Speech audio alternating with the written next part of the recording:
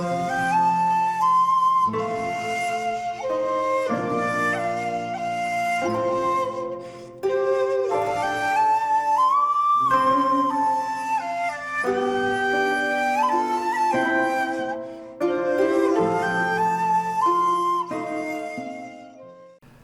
there, this is Solitary Ronin from Solitary Ronin Films, and welcome to another episode of In the Frame.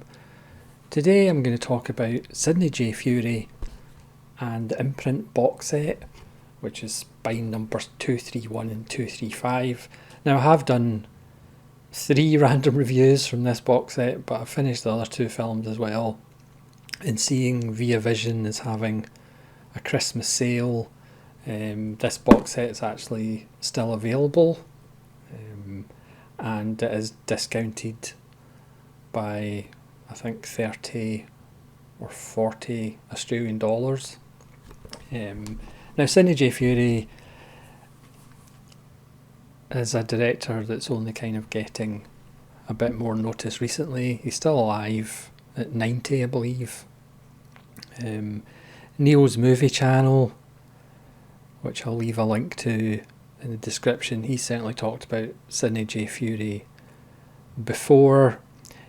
He is one of those directors that I think perhaps is a little bit like Joseph Losey, in the sense that he's well travelled, he's Canadian, started making films in Canada, then went to the UK, and then went to America, the same way Losey travelled about, obviously for slightly different reasons in Losey's case. And he's pretty much did kind of films in all sorts of genres, again very much like Losey. So he's done like Superman films and Iron Eagle, but also did things like Lady Sings the Blues and some of the films that are in here. So as far as trying to make a sort of auteur argument, it's difficult in the classic auteur theory sense, when he's done a little bit of everything, written some films himself, not written films himself, and just kind of did kind of all sorts of films. There is a booklet that comes with the box set. And I'm going to just talk, granted, there's 3 of these 5 films that I've done random reviews on, which I'll leave links to if you're interested in a kind of further discussion. But I'll just kind of go through the films and maybe talk about the special features, and if it sounds like it's something you might be interested in. As I say, unlike quite a lot of imprint box sets that go out of print relatively quickly, this one is actually in print, which is probably something to do with the fact that Sidney J. Furie isn't necessarily a household name. I mean, obviously, next month they're releasing Volume 1 of a Sidney Lumet box set, and I'm sure that will fly off the shelves. But the Sidney J. Furie one is still available. So spine number 231, which I've done a random review on, is The Lawyer. Strange enough, Petrocelli, or the TV show Petrocelli, would come later, starring Barry Newman. This is a wonderful film that I would highly recommend, because it's one of those lawyer films that is more about the grey and not necessarily the black and white of justice. Great turns by lots of character actors. This has a commentary with Daniel Kramer, who is making, or in the midst of making, a documentary about Sidney J. Furie, and he's joined by film director Paul Lynch, and there's also archival excerpts from Sidney J. Furie himself, and that's from 2023. Newman's Law, which is a conversation with Barry Newman from 2023, and of course we lost Barry Newman in 2023.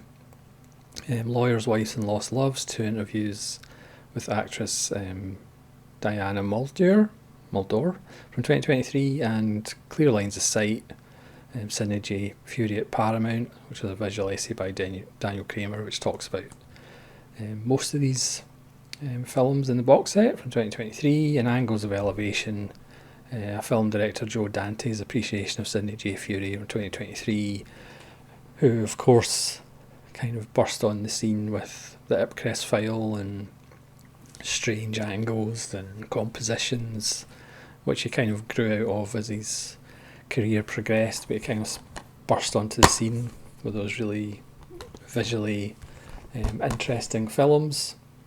But I've done a random review for The Lawyer. Again, I would highly recommend you check that film out. Again, like their film noir sets, sometimes Imprint release standard editions of the box set items, but we'd have to wait and see. Now for me, this is the worst film out of the box set, but not necessarily because it's a bad film. This is Little Foss and Big Halsey with Robert Redford and Michael J. Pollard, who, if you remember, Michael J. Pollard was quite big in the 70s. This is about the kind of small time motorbike racing. But if you've ever wanted to see Robert Redford as a misogynistic piece of shit and just arrogant beyond belief, completely delusional, uses people, especially women, and throws them to the curb, calls them dogs, and is just a thoroughly nasty piece of work, then Little Foss and Big Halsey is the film for you.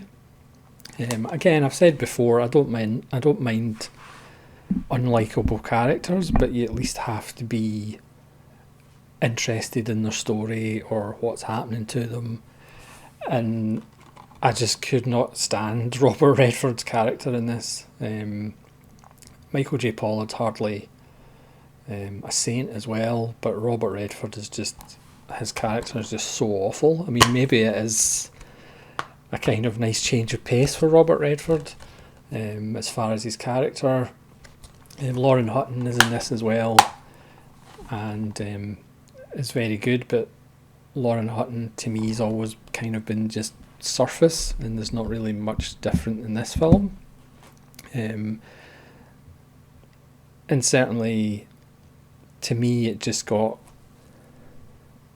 really quite annoying as it went on, just because Robert Redford is just an atrocious human being. And again, I don't mind films with atrocious human beings, because again, proper directors just show you people and it's up to you to react to them. So people who are Robert Redford fans and love people who are arrogant and delusional and severely misogynistic, maybe this will be their favourite Robert Redford film of all time. But it's one of those films that we just never get away with nowadays. Now you can say whether that's a good thing or a bad thing. Again, the actual blurb on the back is, he's mean, rotten, thieving, a womanizer, you're going to love Big Halsey. And it's like, no, we're not. And I can't imagine, well, I don't know, I can't imagine people in the 70s loving Big Halsey, because strangely enough this wasn't a box office smash, and you can probably tell why. But it's got fantastic extras. There's a commentary by Daniel Kramer and Sidney J. Furie, which I've yet to listen to, but it might be worth a listen to see, if looking back, what he feels about the Robert Redford character. That Old Oklahoma Know-How, which is part one of a two-part interview with producer Gray Fredrickson from 2023. Godfathers and Grand Marshals, an open conversation with producer Albert S. Ruddy from 2023. Panning the Furious Scans, a visual archaeology of the man who wouldn't be cropped from 2023, which is excellent, because lots of, I mean, Joe Dante talks about watching Sidney J. Furie films on television, and all of these films were cropped and panned and scanned to death, because he did use all the frame, and then of course when they went to TV on 4:3 they were just panned and scanned and cropped, and it's, when you actually see the comparisons of the cropped version and the way they're supposed to be seen, it's just horrendous. there's literally scenes where the cropped panned and scanned version is literally the space between the two people talking, and that's what they put on television. It's crazy. And the world starring Halsey Knox, Sidney J. Furie, the actor's director, video essay by David Cairns, who does a few visual essays on this, and he's always excellent. And then there's a trailer from Hell from Larry Karaszewski, pardon me for the pronunciation, and the Directors Guild of Canada Lifetime Achievement Award speech by Sidney J. Furie from 2010, and there's also the trailer. So again, maybe it's just me, and maybe you'll love this film, but man, it was a hard watch. But again, if you've never seen Robert Redford as a scumbag, it's well worth a look, I suppose. Another one which I did a random review on, because I kind of had to, from 73, this is Hit, starring Billy D. Williams and Richard Pryor. Again, this is the sort of Dirty Harry element. Billy D. Williams works for the CIA. His daughter dies of a drug overdose, so he decides to get a ragtag team together to go over to France and kill everybody at top of the drug importing business, which again is kind of futile because they just replace, because you can't call the war on drugs a war, because as a character said in The Wire, wars end. Well, sometimes wars end. This is a lot of fun, probably a little bit over long, but the team that he kind of assembles is like a female addict, two kind of middle-aged to elderly parents of a dead addict, a cop who gets a bit too violent and kind of plants evidence and stuff and is frustrated by the whole system because you can't just like shoot criminals, and Richard Pryor, who's had family members hurt by the drug trade as well. But the whole point of this is to gather a team that nobody would really suspect, and how it all comes together is just wonderful, because again, you don't really hear them talking about the plan, but when you actually see the plan unfolding, it's actually a lot of fun. Again, you will kind of wonder, as I said in the random review, how Billy D. Williams wasn't a bigger star. Because it is a lot of fun, and it's always good to see Richard Pryor in non-comedies. Next is the film in the set that I thought I would absolutely hate, but I really enjoyed it, and that's Sheila Levine is Dead and Living in New York, based on a novel by Gail Parent. It's a very strange name, who was part of a writing team on television, but she wrote the novel about this Jewish girl going to New York to try and find success and a job and a husband, because her overbearing Jewish mother, which is a trope in itself, the sign of success is to get married, even if you're married to some schmo, at least you're married. So she meets Roy Scheider, who again is a kind of perhaps an interesting casting or an interesting role for Roy Scheider, because again you kind of forget how massive Roy Scheider was, even without Jaws. He was kind of the Michael Fassbender of his time, in the sense there's a period where Roy Scheider is in like every third film made in the 70s, even appears in French films. It's got an amazing turn by Jeannie Berlin, who made some films in the 70s, then disappeared off the scene and then came back in the 2010s. She's wonderful. Scheider gives one of his best performances as a doctor. He's introduced by giving an anti-abortion speech, and she lives with a roommate who ends up falling for Scheider, but she kind of has a thing for Scheider. It's apparently a little bit more upbeat than the book. Apparently the book was a lot darker. And there is a very nice essay on the differences between the two on the disc. It's funny, as I said, it's got a wonderful central performance. And Scheider's really good as well. And it doesn't go full Hollywood happy ending. But listening to what the book's like, I kind of would have preferred if it followed the book a little bit more closely, but understand the reasons why it didn't. But again, this is, as one character says, don't judge books by their cover. And certainly this was kind of the film that I wasn't looking forward to watching. Or it was the last one that I did watch, but it was actually really good, and certainly a lot better than nasty Robert Redford. This has a commentary by Daniel Kramer and Sidney J. Furie from 2023. It's got a commentary by Sam Dane from 2023. The Film That Died and Lived, an interview with a cinematographer. It's just an audio. Donald M. Morgan from 2023.